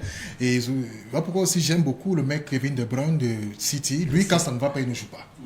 Quand il arrive, sans les gens ne veulent dire coach, moi je ne joue pas. On me sanctionne, on coupe, il s'en fout. Non, il faut jouer quand on est prêt, sinon ça me donne absolument. Vous savez, on dit souvent que l'état d'esprit de quelqu'un qui a le ventre vide et celui qui a le ventre plein n'est jamais le même. Vous savez, Mbappé peut se payer le luxe de dire ce qu'il pense librement parce que le gamin, il a quoi? Il a à peine 20 ans, il est déjà milliardaire. Il peut même décider aujourd'hui qu'il arrête le foot. Il a tellement gagné de l'argent en 3 ans que... Mais il faut avoir des gens comme ça dans le football qui ont le courage de dire ce qu'ils pensent librement sans avoir peur que peut-être qu'à la fin de la saison, on ne va pas renouveler son contrat ou la prime qu'elle va exiger ne va pas lui être attribuée. Donc, c'est bien ce sang-frais-là, comme ça dans le football, qui dit des choses et puis qui bouscule les codes. C'est bien, c'est frais pour ce sport. Une Super League, est-ce qu'elle devait être un problème pour les footballeurs africains? Oui et non. Oui, pour ce qu'on évoquait tout à l'heure, c'est-à-dire physiquement et tout. Simplement, combien de footballeurs africains on devait retrouver dans les clubs en question? Parce que... Bon, on n'aura pas Choupo-Moting par exemple. On peut compter déjà Paris. Paris ne va pas jouer, n'est-ce pas? Non, ils ne sont pas déclarés en fait. Ils ne sont pas déclarés sur les 15 parce qu'il y a non, Paris, pour la Super League, Paris a dit d'office qu'il n'adhère pas. Il reste fidèle à l'UEFA. En fait, ce que je veux dire, c'est qu'il y a de nombreux clubs. Aussi pour les raisons géopolitiques. Paris a des deux Africains seulement. Non, il y a on a Salah et Lui, il a intérêt à rester. Oui, Chacun oui, défend. Salah, Mané à Liverpool avec l'Africain, comme il y a Nabil Keita, il y a Matip, ça fait 4 joueurs déjà. À Madrid, est-ce qu'il y a des Africains? Non, il n'y en a pas. Et ne joue pas avec l'équipe africaine. Il n'y a pas d'Africain à Madrid. Il n'y a pas d'Africain. Il n'y a pas d'Africain. Oui, le gardien, Mendy, il est africain. Mendy, il est français. Il est à Chelsea plutôt. Il a Chelsea plutôt. Il joue au Sénégal. À City, pas d'Africain? Non, il est À à City, pas Chelsea. d'Africain. Chelsea a Mendy l'Africain, à le gardien. Mendy à Chelsea, mais il est à City, il n'y a À pas d'Africain qui joue proprement C'est parler. même Guardiola qui est coach. Atlético de Madrid, il n'y a pas d'Africain aussi. Dembélé, mais il joue en équipe de France. C'est vrai qu'il y a Partey, mais Partey à la... Non, partez à Arsenal, donc il faut voir ces Africains. Alors, combien d'Africains auraient pu jouer la Super League? 6.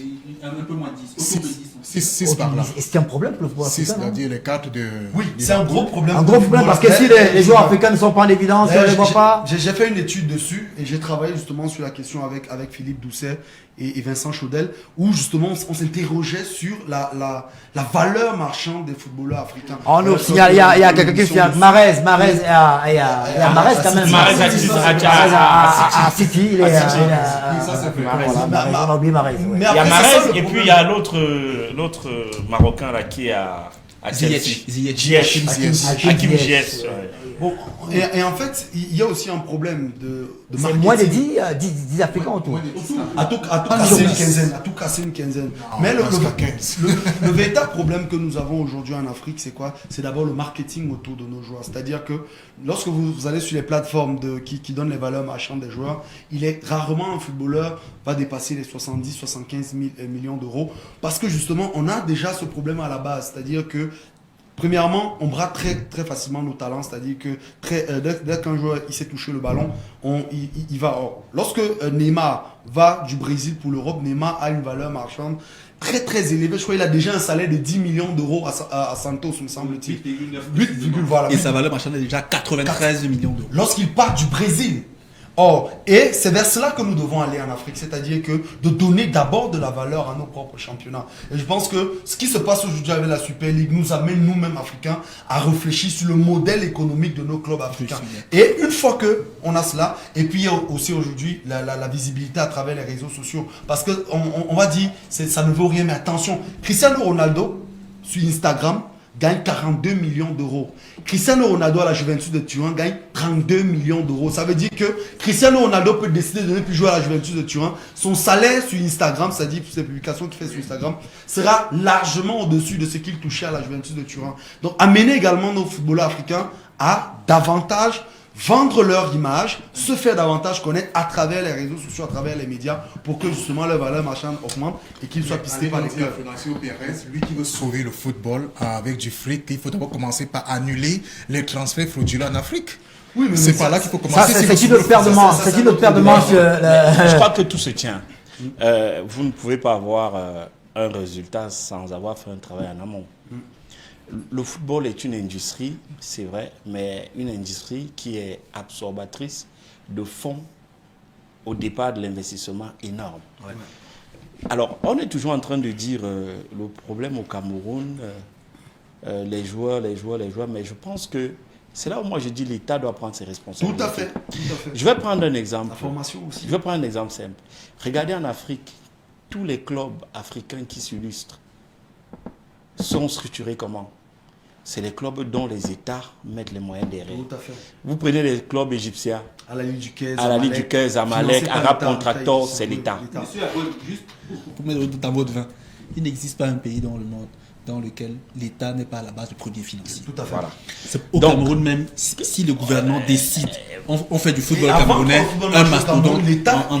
2-3 ans. Vous savez, pendant longtemps, je me posais la question, Ernest Obama, Ernest peut témoigner, je voulais comprendre pourquoi le football ne marchait plus au Cameroun.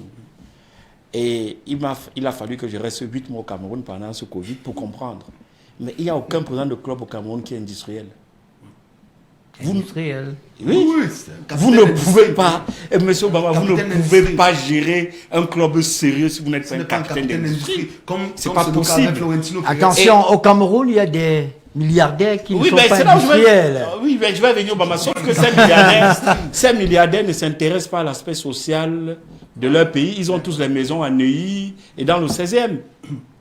Alors que l'argent qu'ils prennent pour acheter des appartements à Neuilly et dans le 16e, ils pourraient financer le sport qui est un vrai facteur de développement et d'épanouissement de la jeunesse. Vous avez des footballeurs camerounais aujourd'hui qui sont milliardaires, pourtant ils sortent de nulle part. Donc c'est un vrai vecteur d'intégration sociale. Mais je veux dire quoi? Je veux dire que l'État peut ne pas sortir l'argent de ses caisses pour financer les clubs. Elle peut inciter. Je prends un exemple. Vous avez des multinationales qui viennent au Cameroun qui gagnent des marchés. Des gros marchés en termes de milliards. Je prends simplement l'exemple des stades. Si on avait pris les présidents de clubs, même 3, on avait mis intermédiaire, comme ça se fait partout. On dit, président de Tonnerre, nous voulons que dans 2 ans, le Tonnerre se redevienne un grand club. Il y a une affaire là, on voudrait que tu sois l'intermédiaire avec un contrat officiel entre l'État du Cameroun et tous ceux qui vont soumissionner. Celui qui va gagner le marché, tu seras l'intermédiaire officiel entre l'État et ils vont te payer un pourcentage. Et ce pourcentage-là, c'est pour financer le club. D'accord. Voilà un mécanisme qui est simple, qui est officiel et dont l'État ne sort pas 5 francs de sa poche. Et c'est ce qui se passe dans beaucoup de pays. Regardez l'OL. Je ne vais pas... Bon, pas permettre, c'est un peu prétentieux, mais je ne veux pas quand même que vous occultiez le fait que la loi 2018 prévoit des abattements fiscaux pour des entreprises qui financent le sport. Oui, mais... Donc ne faites pas comme si le gouvernement... Sauf que c'est très peu connu. Je suis d'accord. Il y a un détail que vous ne savez pas. Obama va vous le dire. Moi, je suis directeur commercial du multinational. Je suis sponsor officiel d'Africa Volley depuis 5 ans. Vous voyez? Donc, ce que je dis, je sais de quoi je parle. D'accord. Et je vais dire, au-delà de ça, plus que les entreprises ne jouent pas le jeu de la réglementation fiscale que l'État met, parce qu'en fait, ils n'ont rien à foutre. Vous savez, si moi, je n'étais pas directeur commercial de Negri ne serait jamais sponsor de l'Africa Volley, parce qu'ils n'ont rien à foutre. Ça ne les intéresse pas. Mais moi, comme je suis issu du milieu sportif et que je suis du pays, je dis, nous gagnons de l'argent au Cameroun, il faut contribuer. C'est compris. Je veux qu'on revienne à la Super League et qu'on essaye d'imaginer l'hypothèse en Afrique. Imaginons 15 plus grands clubs africains qui créent une Super League. On dit par exemple qu'au Cameroun, on prend le Canon Sportif de Yaoundé, peut-être Canon Coton Sport, alors c'est l'hypothèse, Canon Coton Sport de Garoua, Zamalek d'Égypte, Raja de Casablanca, Alali, peut-être plus puissant Mazembe, AS Vita Club. On crée une Super League africaine avec 20 clubs. Est-ce que ça ne pourrait pas inciter les États à investir un peu d'argent dans les clubs en question? Bien sûr, bien sûr. D'ailleurs, c'est l'idée des Fantino. C'est pour ça que je vous dis, c'est ce monsieur qui est derrière tout ce que vous êtes en train de voir. Et moi, je ne me suis jamais opposé à cette idée-là. On a besoin de cela. Et ça va amener au pire des cas à avoir au moins un stade de niveau FIFA dans chacun de ces pays. L'avantage avec le Cameroun, c'est qu'on en a au moins 5 aujourd'hui quand même des stades qui répondent aux normes FIFA. Je dirais 8. Mais peut-être sous réserve de Limbé et de Bafoussam. Mais globalement, aujourd'hui, le Cameroun, c'est 36 infrastructures aux normes internationales qui peuvent, donc n'importe quel club qui peut être piqué au Cameroun peut répondre à ce type de cahier de charge. Et ce serait bien d'en avoir aussi en Côte d'Ivoire, d'en avoir au Burkina Faso, d'en avoir ça et là. Et au-delà de ça, je pense que honnêtement, on a besoin d'un autre modèle. La Champions League africaine en l'état, honnêtement, elle ne pousse pas les gens à s'asseoir. Elle n'est pas attractive, elle n'intéresse pas les gens. C'est tellement très politisé, c'est très corporate. Il n'y a pas vraiment un aspect populaire et populeux. Quand on voit la programmation, aujourd'hui on a vu le match de Berkane contre Coton, c'est des... JS Kabylie. Comment est-ce que dans un match, vous avez un match, l'arbitre est maghrébin, l'équipe adverse est maghrébine, ils arrivent là, ils font des conneries, ils racontent. Et c'est ça le problème. On met beaucoup plus les intérêts du Maghreb en avant que par exemple l'amour véritable populaire du football. Et il faudrait que la CAF travaille ce volet-là. La CAF est restée très corporate, c'est le terme que nous utilisons, est restée très administrative dans sa façon d'organiser. Il n'y a que la CAN qui a gardé cette saveur populaire-là, mais toutes les autres compétitions, c'est vraiment à la ramasse. On se rend d'ailleurs compte que les diffuseurs ont du mal à avoir des compétitions en Afrique qui sont attractives. Parce que moi, je regarde, vous allez prendre la parole, je regarde le championnat ivoirien à la télé, j'ai de la peine pour les confrères qui veulent commenter ces matchs-là. Ils passent le temps à crier, parfois quand le ballon ne va même pas vite, quand le match va, il n'y a rien à voir pratiquement. Ce n'est pas du tout intéressant. C'est bien que vous parliez de ça, M. Obama, parce que je pense que sur ce sujet même, je pense qu'il y a beaucoup de choses à redire. Moi, je travaille beaucoup sur la Côte d'Ivoire et je pense que les autorités camerounaises devraient même poser la question à Canal, aux dirigeants de Canal. Pourquoi les Camerounais payent pour la division du championnat ivoirien? Il n'est pas de meilleure qualité que le nôtre. Non, Ernest, c'est sérieux. Vous croyez qu'ils payent les droits du championnat ivoirien avec quoi? Je vais vous indiquer le bureau de Canal au Cameroun. C'est le plus grand nombre d'abonnés en zone. Oui, et je vais vous dire une chose. Le championnat du Cameroun est de meilleure qualité que celui de Côte d'Ivoire. Mais c'est une question politique. D'accord. Et c'est là où je dis qu'il faut que les politiques aussi prennent des responsabilités et qui disent à Canal, si vous financez, mais Ernest, nous sommes en train de parler. On parle du championnat.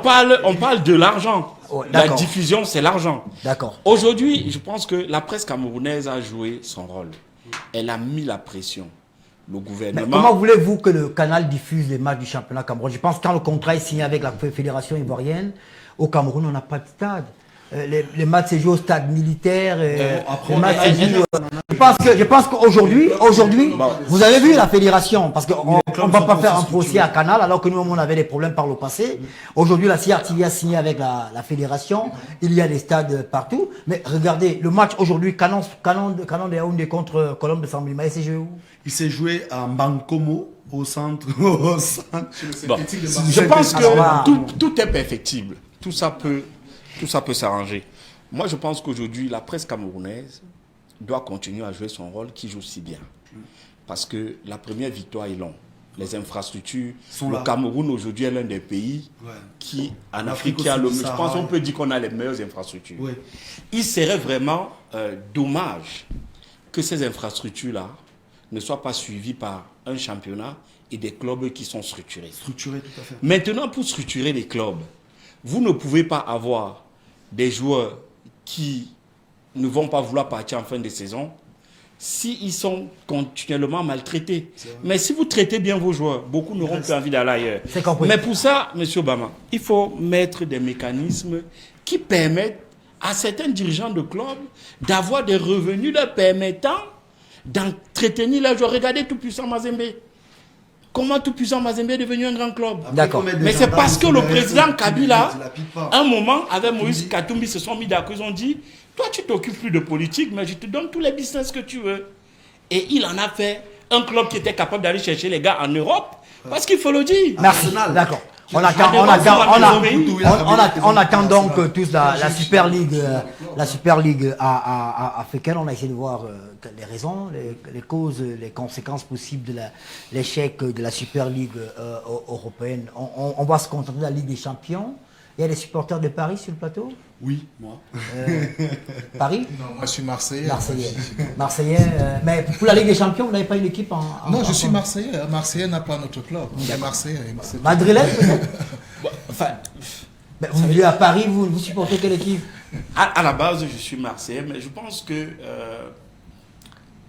Mbappé et le PSG doivent gagner la Ligue des Champions pour que Mbappé ait le ballon d'or. Ok.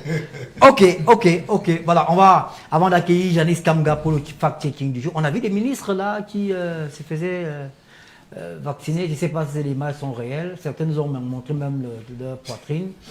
Prenons d'abord le portrait de la semaine. Samuel Eto'o, meilleur joueur camerounais tout le temps. C'est la signature de Laetitia Desbilons.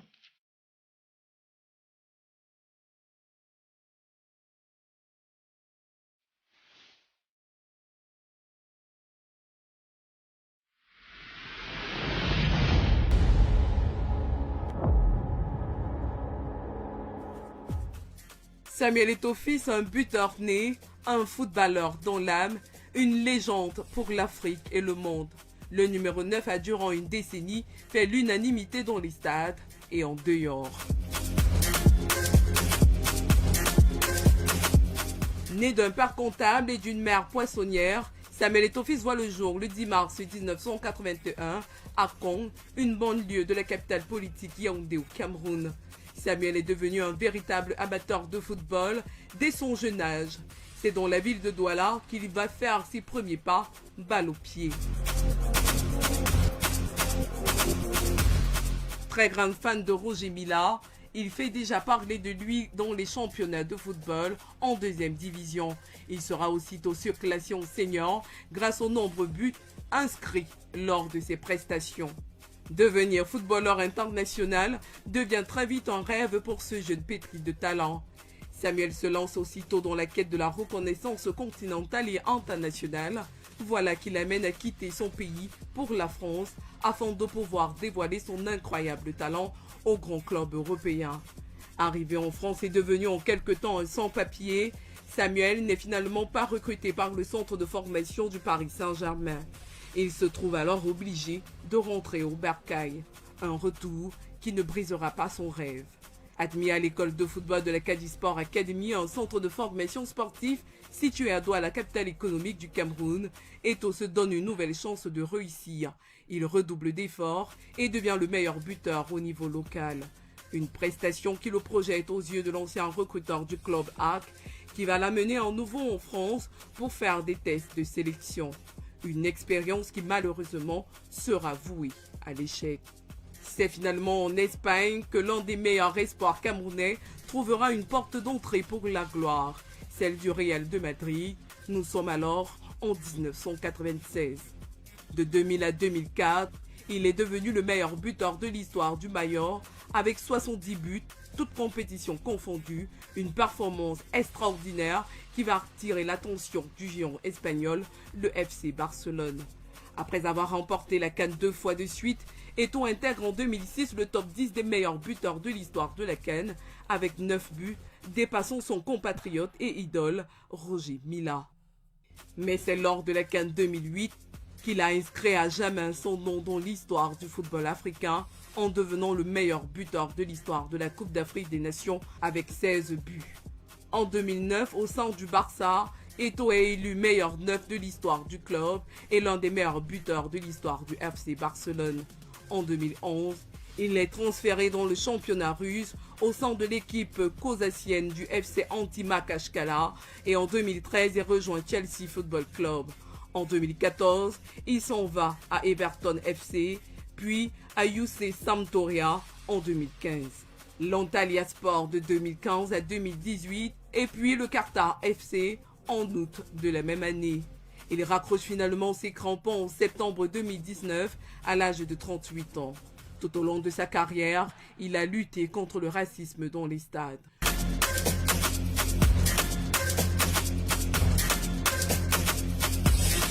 Le quadruple ballon d'or africain, Samuel Eto'o, a été sans aucun doute possible l'un des plus grands attaquants de sa génération.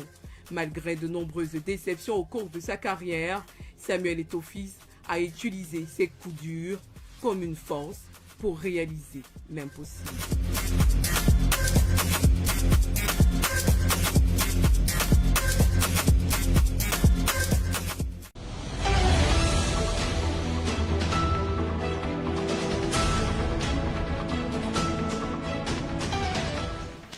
Samuel Eto'o fils, quel talent. Si on vous demandait de parler de Samuel en un mot, je crois que Franck Gislain. Extraordinaire. Extraordinaire. Bernard. C'est deux mots. Non, vous savez, je suis Babindi comme Samuel Eto'o. Donc un seul mot, c'est insuffisant. Ah, d'accord. Il me faut toute une bille pour parler de Samuel Eto'o. On va faire le fact-checking du jour avec Janice Kamga. Janice, bonsoir. Bonsoir Ernest, bonsoir aux panélistes que nous avons le privilège de recevoir ce soir. Vous avez les couleurs de la Jamaïque aujourd'hui, je me trompe peut-être. Les couleurs du Cameroun, oui, vert et jaune. Il n'y a pas de noir sur le drapeau du Cameroun. Allez, on parle d'abord de Samuel Eto'o encore. Et depuis quelques jours sur la toile, il y a une folle rumeur qui circule. Samuel Eto'o pourrait jouer la CAN 2022. C'est incroyable, n'est-ce pas? Samuel Eto'o sera-t-il de retour parmi les lions indomptables du Cameroun lors de la prochaine Coupe d'Afrique des Nations. C'est ce qu'affirment des publications partagées depuis ce début de mois sur les réseaux sociaux. Pourtant, il n'en est rien. L'avant-centre camerounais à la retraite depuis 2019 n'a pas prévu de retrouver les terrains de football, encore moins au sein de la sélection nationale. Depuis, le web journal Sport News Africa, à l'origine de ce fake news, a fait une deuxième publication mettant cela sur le compte d'un poisson d'avril, même si les internautes et fans du Grand Neuf n'y ont vu que du feu. Cette infox est donc un canular. Rappelons que la prochaine Coupe d'Afrique des Nations est prévue au Cameroun du 9 janvier au 6 février 2022. Monsieur Basson Samuel à la CAN, ça serait bien, non? Ça serait bien parce que l'équipe actuelle, on a comme une sorte de pénurie de stars. On a Manicré qui est notre numéro 9. Manicré ben disons. C'est notre numéro 9. Vous connaissez que l'équipe nationale est dans la rue. Oh non, un peu de respect pour Manicré quand même. Elle n'est pas dans la rue. On a quand même vu Assom, comment il s'appelle Assomo, c'est ça? Ako Assomo qui n'est pas mal. Il y a Lamkelze il y a pourtant en Belgique qui fait de belles choses. Il y a d'autres. Ah ok, on parle de notre prodige du foot, hein. Je l'aime bien, Rodrigo. Il s'est blessé et on prétend qu'il arrête. C'est vrai? C'est une information en tout cas qui circule sur les réseaux sociaux, sur la toile notamment. Vous savez, la toile est le vivier des fake news. L'information a été publiée le 16 mars dernier sur le compte Twitter du Real de Madrid, le canal officiel du club espagnol qui informe ses abonnés des derniers transferts, blessures et autres communiqués officiels. S'est rendu coupable d'un fake news publié, tenez-vous bien, par des hackers. Selon le faux communiqué, le jeune prodige brésilien Rodrigo était victime d'une blessure préjudiciable pour sa carrière. En substance, l'on pouvait lire, Rodrigo a été diagnostiqué d'une liaison musculaire affectant le tendon du biceps fémoral droit. Vérification sur le site officiel du Real, aucune info irrelative. Le club n'a pas confirmé l'information. Le fake n'était disponible que sur le réseau social Twitter. D'ailleurs, je suis Rodrigo sur Facebook. Il a annoncé ce soir, du moins depuis le matin, la rencontre entre le Real et c'est quoi, Cadix. Cadix. J'espère que Benjamin donnera le score de ce match qui doit déjà être achevé. Il faut rappeler qu'il a été acheté à 17 ans à 48 millions d'euros. 48 millions du Brésil. C'est fou. du Brésil. C'est fou le foot. Il y a par contre Valverde qui a acheté à 400 000 euros. C'est incroyable alors qu'il est l'un des meilleurs actuellement. Voilà. Je peux faire Rodrigo à Vinicius déjà en passant. Tout à fait. Il me semble que Vinicius parfois il est très fantaisiste.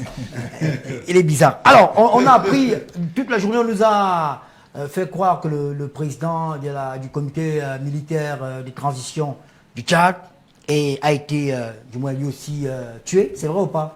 Alors, il faut dire que dans le cadre du fake news, nous assurons aussi le follow-up de l'actualité politique en cours actuellement au Tchad voisin. Alors, l'information est fausse. Début de matinée mouvementé en raison des rumeurs de coup d'État au Tchad. Les publications sont allées bon train, se succédant dans des scénarios aussi fous les uns que les autres. Selon celle-ci, Mahamat Idriss Déby, président du Conseil militaire de transition, aurait été abattu à cause de son implication présumée dans la mort de son père, ou encore que des coups de feu avaient été entendus au Palais Rose suite à une dispute entre les frères Déby. Seulement, il n'en est rien. Mahamat Idriss Déby a bel et bien reçu en matinée des ministres. L'on parlait à ce moment d'audience d'au revoir, mais le gouvernement de transition a finalement décidé de maintenir les ministres en fonction afin d'assurer la continuité du service public dans le pays. Le document irrelatif a été signé du porte-parole du Conseil militaire de transition, le général de brigade Azem Bernandois Agouna. Merci pour le fact-checking du jour. Est-ce qu'on a les ministres, apparemment ils sont allés se faire vacciner. On a des photos, des vidéos. On a des vidéos. Le Premier ministre, chef du gouvernement, il est plutôt élégant avec ça. C'est une chemise ou c'est un t-shirt? C'est une chemise africaine. Chemise afritude, hein, le PM. Toujours élégant, c'est un vrai savoir, le Premier ministre, chef du gouvernement. Après, je pense qu'on a une autre vidéo. Le ministre de la Défense. Là, c'est le ministre d'État, le ministre de l'Enseignement supérieur. Il a été mon recteur à l'USC Yaoundé. Le ministre du Travail, de la Sécurité Il faut être à poil pour se faire vacciner. Je ne comprends pas. C'est quel ministre là? Difficile à dire. Difficile à... Ah, c'est Mbele Maïgari, le ministre de l'État également. Il y a certains ministres qu'on ne reconnaît pas du tout avec il y a des collaborateurs des ministres également qui se faisaient vacciner. Voilà, des belles images de la vaccination de certains ministres. J'espère qu'on passera ici pour nous faire vacciner parce que nous aussi, on doit... Quelqu'un vacciné sur le plateau? Non, pas encore. Quelqu'un souhaite être vacciné? Je crois que c'est la priorité pour l'instant sont les personnes âgées. Est-ce que vous allez vous faire vacciner? Moi, pas pour l'instant, parce que je ne suis pas une personne âgée, je ne suis pas intéressé. Est-ce que Raphaël peut reprendre sa place là pour qu'on finisse finalement cette émission?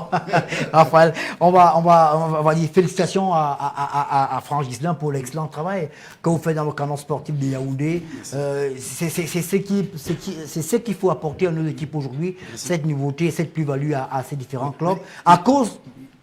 Grâce à vous, tellement vous vantez le canon de Yaoundé. Samedi dernier, je suis allé au stade pour regarder le match Canon Tonnerre, le derby.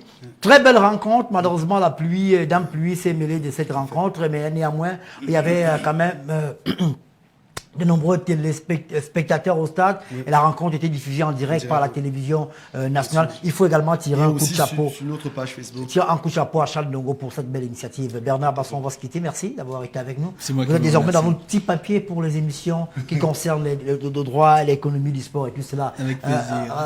Maximo Tchabak. Alors, vous venez ou pas à Big News? Vous nous rejoignez ou pas? Il ne sait pas. Hein? Je ne sais pas, je suis là. Vous attendez la... je ne sais pas, que Big News. Mais je ne pense pas que c'est en live que je viendrai parler de ça. Raphaël, on vous remercie infiniment d'être venu nous rejoindre sur le plateau ici. Vous êtes parti de Douala pour prendre part à l'émission. C'est vrai que vous avez d'autres affaires ici à Yaoundé. Comment se portent les grilles déjà? Très bien. On a l'inauguration officielle du terminal pétrolier qui sera fait le 28 avec la présence de 3 membres du gouvernement. 28 la semaine prochaine. La semaine prochaine, Big News sera là. Vous êtes invité d'ailleurs. C'est Obama qui est invité ou c'est Big News qui est invité? Les deux. Merci beaucoup, c'est noté. Mesdames et messieurs, on vous remercie d'avoir été avec nous ce soir. On espère que M. Alexander Seferin ne sera pas, il ne va pas nous créer des problèmes, nous autres supporters du Real de Madrid, et qu'on peut attendre sereinement que le Real gagne encore cette compétition cette année. Merci à Verlin Côté, à toute l'équipe de production qui était réunie derrière. Mesdames et messieurs, on vous dit infiniment et on vous rappelle une fois de plus que le meilleur, c'est ici et nulle part ailleurs. Big News 1, c'est le tam-tam du continent. Mesdames et messieurs, on vous souhaite une bonne soirée en compagnie de nos programmes. Bien le bonsoir.